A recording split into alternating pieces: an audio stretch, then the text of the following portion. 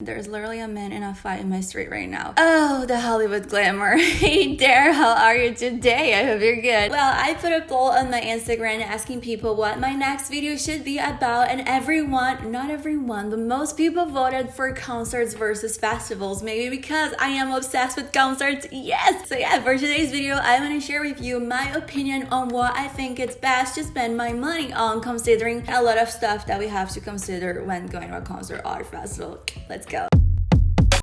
So since I started the video talking about money, I think this should be our first topic. At first, it looks like going to festivals is a way cheaper than going to a solo concert, because if you stop to think, like for example, Lollapalooza, I'm paying like $450 with taxes to go to a 4-day festival that I'm gonna see Miley Cyrus, Tyler the Creator, Post Malone, Foo Fighters, Modest Mouse, blah blah blah blah, etc. So it's $100 each day. Amazing, right? And also the good thing about paying this price for a festival ticket is that you don't really have sections. You know, I don't know exactly how you say that in English, but because like the Forum here in LA, for example, if you're going to a solo concert in there, you have the option to book a ticket that, I don't know, you're gonna be sitting down or you're gonna be general admission, and so you gotta book the actual row, you know. So it sucks because sometimes you can do everything right, but still for you to be front row, for you to get the barrier, you gotta pay like $1,000 for that. Now, one thing though that we don't really talk about is the fact that as a Forum, for example, or any other venue, you know, when you're going to a solo concert, you have the option of booking sections. If the concert starts at 8, I can get there another day in Hollywood. So if the concert starts at 8, I can get there at 7:59, and I'm still gonna get the best spot at the venue because I paid for that. You can see the same concert for a way less. So for example, you don't have $1,000 to see Guns N' Roses on a front row, but you really love Guns N' Roses. For, I don't know, $60, you still can see the band and the same show and the same set. Now, a lot of people say that it's worth a way more for you to pay for a festival instead of a solo concert, because on a festival you get to see a lot of artists and a lot of bands for this amount of money. But we know that if we don't know, I'm telling you now, you barely have time to see those bands. You barely have time to see those artists. First of all, it's really early, okay? So unless you want to get there by, I don't know, 1, 2 p.m., then you can maybe get to see a lot of bands. But like I said, most of the time they're gonna have different stages, so you know, until the moment that you finish watching. So I just want to finish my video.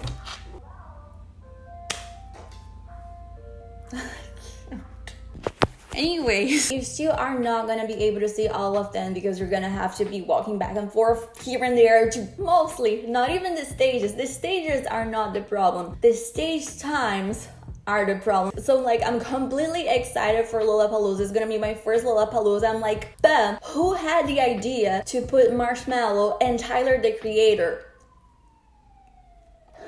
The neighborhood, it's something today. Woo! Please like this video. So who had the idea to put Marshmello and Tyler the Creator at the same time? I think you spend a way more going to a festival than you spend going to a concert. And also, besides everything that I said, you also have to consider that you're gonna spend a hell lot of time on a festival. So you're gonna water, on food, on, you know, all that you're probably gonna spend in a concert too, but not that much.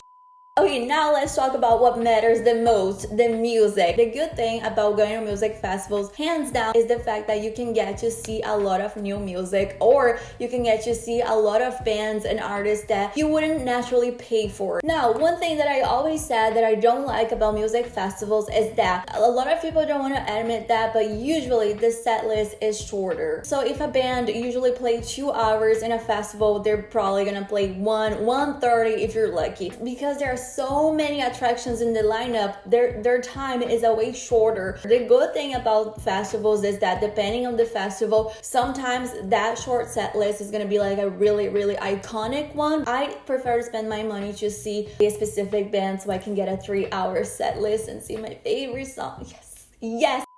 One thing that I consider really important here is the location. It's completely obvious that it's a way more convenient going to a solo concert than to a festival, because let's be honest, you can have a solo concert in your city or in a city nearby, so you just literally have to drive there or something like that. At the end of the day, it's a way more convenient, it's a way easier, it's a way cheaper. Now in a festival, usually, even me, I live in Los Angeles, okay? We are the center of entertainment, we are the center of music industry, and still most of festivals I have to travel somewhere to go to. The good thing though is that I've never been to Chicago.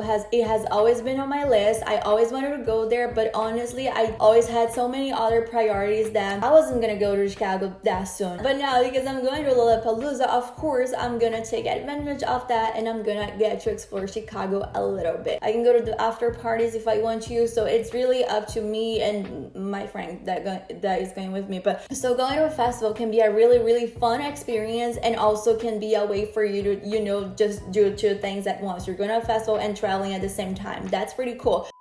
So far, solo concerts are winning, but we have this last topic over here that scores a lot for the festivals, that is the experience. One thing is for sure, they can play a solo concert anytime in any city. I get the privilege of being in LA, okay? They literally, every single person that I want to see, they play in here, so I love this city. Even if you don't live in Los Angeles, like a big city or something like that, the bands, the artists, they're always playing somewhere near you, okay? So it's very convenient to go there, but it's something that they do every single day. The festival, it's a way different. I get a way more excited going to a festival, depends on the concert, but I have to admit, I'm not very proud of it, but I did it. But I bought Coachella tickets without knowing the lineup.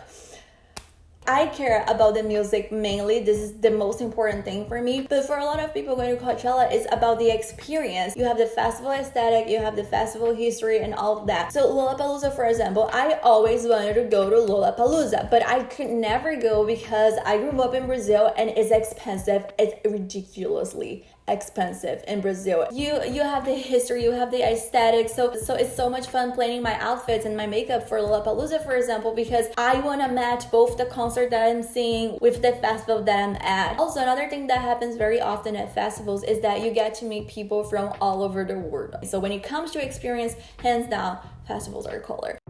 But that's it. I hope you liked the video. If you have any questions, if you want to know anything, just comment down below here, because then I can help you out if I can, okay? Comment what festival you're going to. I don't know. Comment anything. Anyways, I hope you liked the video. Don't forget to subscribe and give it a thumbs up.